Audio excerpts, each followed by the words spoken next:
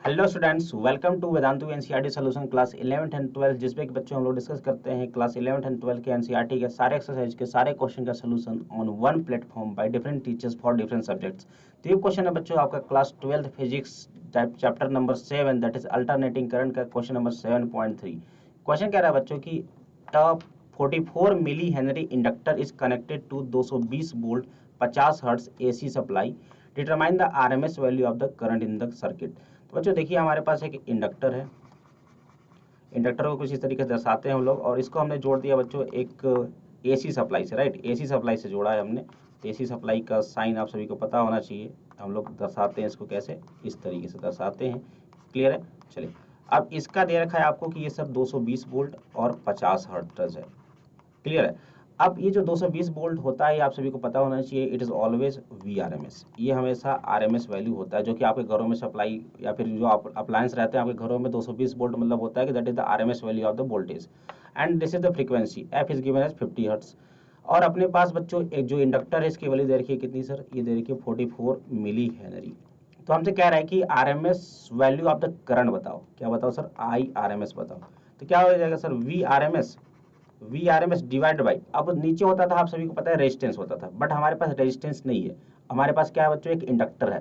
तो इंडक्टर की वजह से अपने को क्या निकालना पड़ेगा बच्चों? एक्सएल। समझ में आ गया? इंडक्टर के लिए रेजिस्टेंस क्या होता है? एक्सएल होता है। क्लियर है? जिसको हम लोग रिएक्टेंस भी कहते हैं। तो एक्सएल हो गया। एक्सएल की वैल्यू क्या होती है? एक्सएल की value sir omega L. XC होता है 1/ओमेगा सी, एक्सएल होता है ओमेगा एल। अब ओमेगा भी अपने को नहीं दे रखा है, तो ओमेगा की वैल्यू सभी को पता है क्या होता है sir? 2πf into L.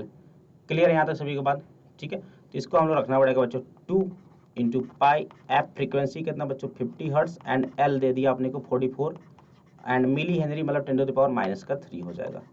Clear है? तो दिस इज आवर एक्सेल। क्या हो जाएगा बच्चों? हमारा एक्सेल, और एक्सेल की वैल्यू हो जाएगी, इसको सॉल्व करो बच्चों, तो ये 50 दूना कितना हो जाएगा? 100 है ना। 100 यानी 10⁻³ यानी पाई इंटू, क्या हो जाएगा बच्चों? देखिए जरा, पाई इंटू मैंने कर दिया इसको 100 इंटू 44 इंटू 10⁻⁻⁻1।